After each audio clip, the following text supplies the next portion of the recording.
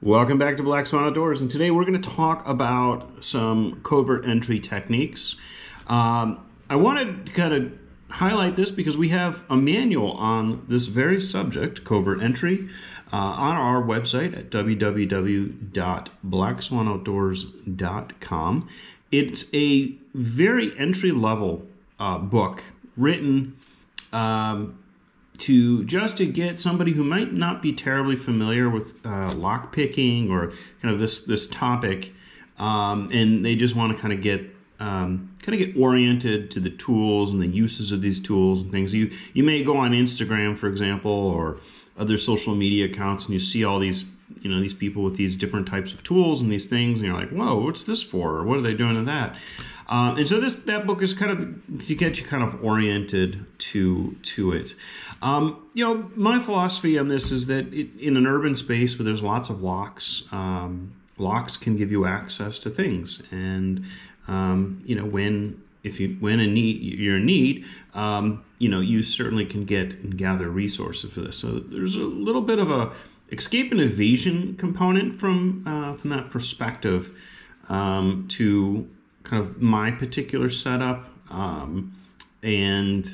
but there's also kind of a utility setup to it that I feel, every time I've actually used these skills that I have, whether it be breaking into vehicles or homes or things of that nature, have all been in relation to emergencies or situations that happened to me personally, where I needed access into my own property or someone else's property within the context of of their permission, of course. So there's a practical end to this in that it can save you tons of money on locksmith bills and time, and there's kind of a hobby end to this, which is just kind of fun as well. So there's a lot of influences in there, and I think take my recommendations with a grain of salt. I'm the first to admit that I'm not an expert lock picker, locksmith, or specialist in this field by any means. And my argument is you don't necessarily need to be either. And I'll go through some of the tools and reasonings on why. So, all right, so let's begin. The first place I want to start with, and it's the first place where I start in the book, in the manual, is on what we call common keys. Manufacturers that make tons of locks don't make unique keys for those locks. It's the same key for the lock that's manufactured in mass. It's just a cost-saving technique. And most of the time when you see these locks they're not on things that are very critical. Say like the cover for a fire alarm or a thermostat. But some of these locks are on things that are pretty critical. The compartment under an RV, for example, to the box that's holds tools for a work site.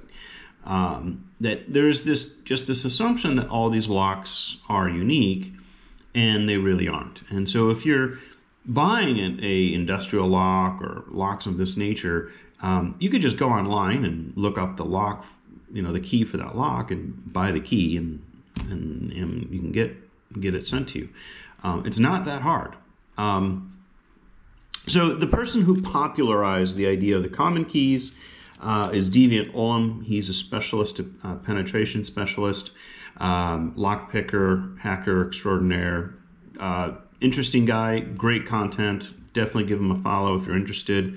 So he kind of led the way in this concept of carrying the common keys in what he called his hooligan key ring. It was kind of a reduction of some of these common keys down to the most common of the common keys that he felt useful in his day-to-day. And so there's a lot of people out there that mimic this, and you can pick up his key ring, for example, by other people who are selling his ideas.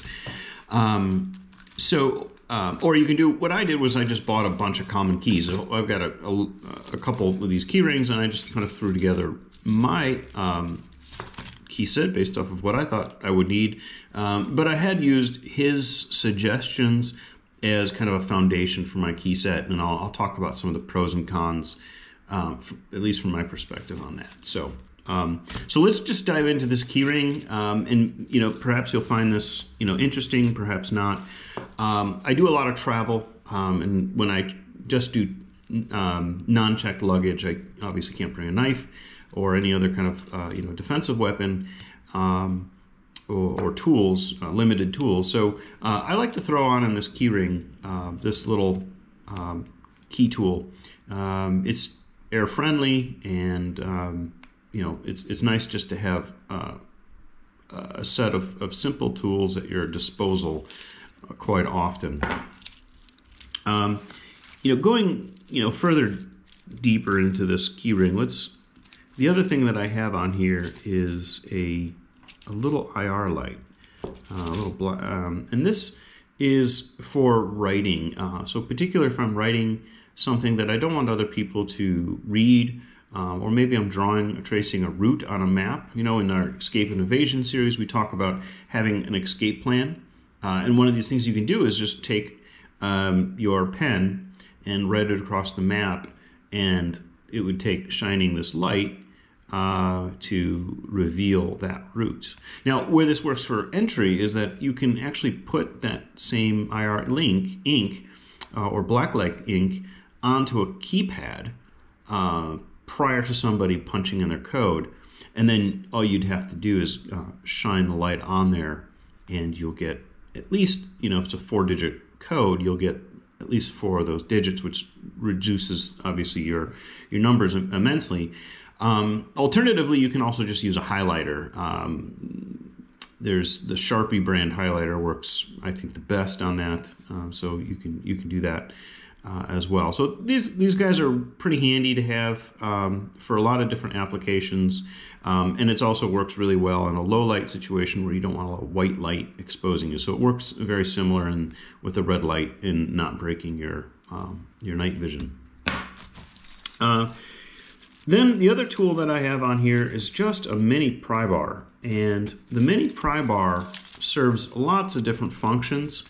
I don't know how many times I've reached for my knife wanting to use it as a pry bar and catching myself, and so that's where I really kind of picked this thing up. You can use this for shimming into windows, getting a little bit more gap in a door for certain entry techniques, and so forth. I'm not sure where I got this particular, I can't get it off,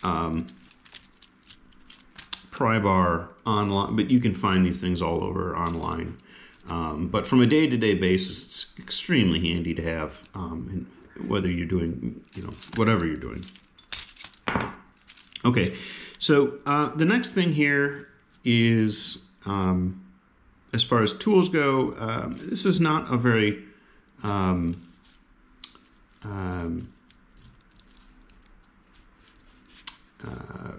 common key, I guess you could say, uniformly, and that's the handcuff key.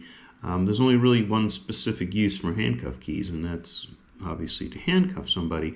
Now, having a handcuff key on your key ring doesn't make a whole lot of sense if you are illegally detained, let's say. Most likely they're going to take your keys with you. If not, you've gotten lucky. Generally, when we're talking about most escape and evasion things, really all you need is one tool on you.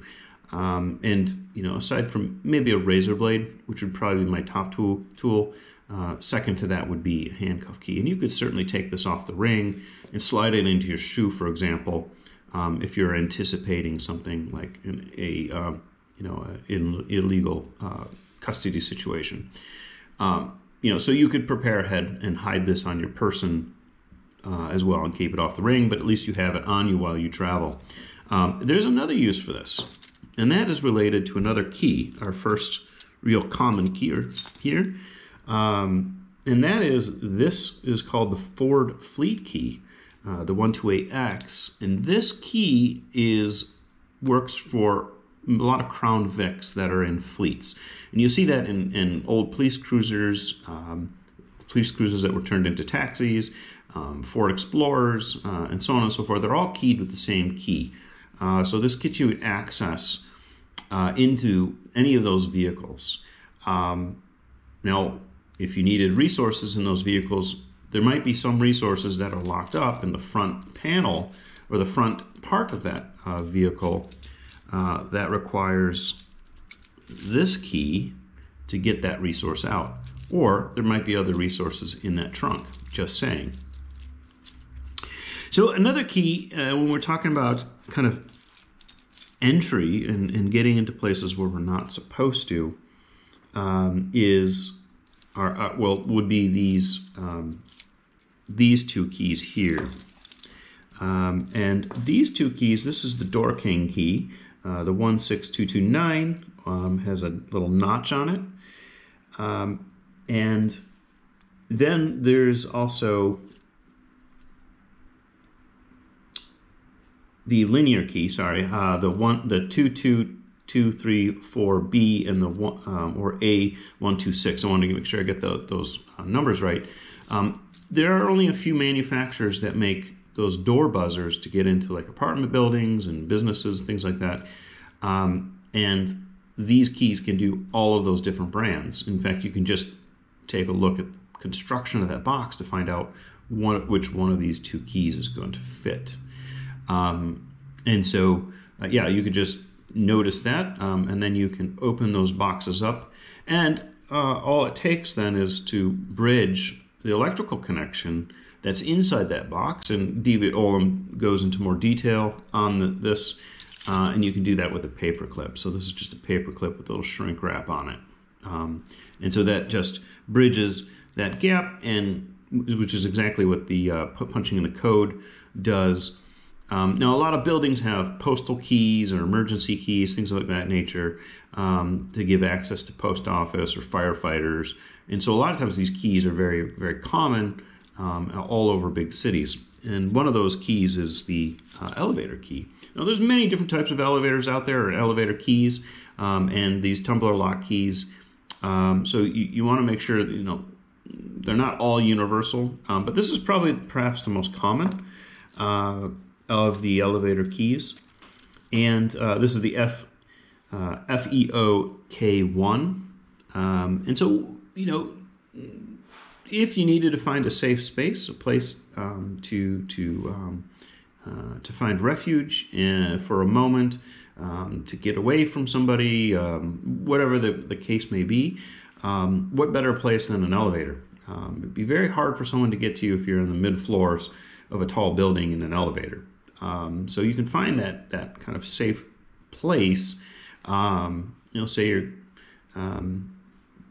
and there's many different other uses for, of course, the elevator key and finding safe places. Maybe it's not in the elevator itself, but another floor, or so on and so forth. So it's just kind of about having resources and thinking about ways in which you can use these tools to access the resources that you need.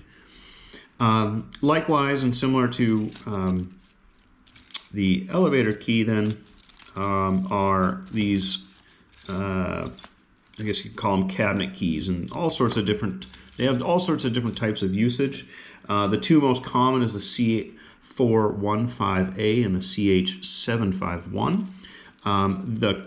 These keys open up tons of different types of cabinets and locks.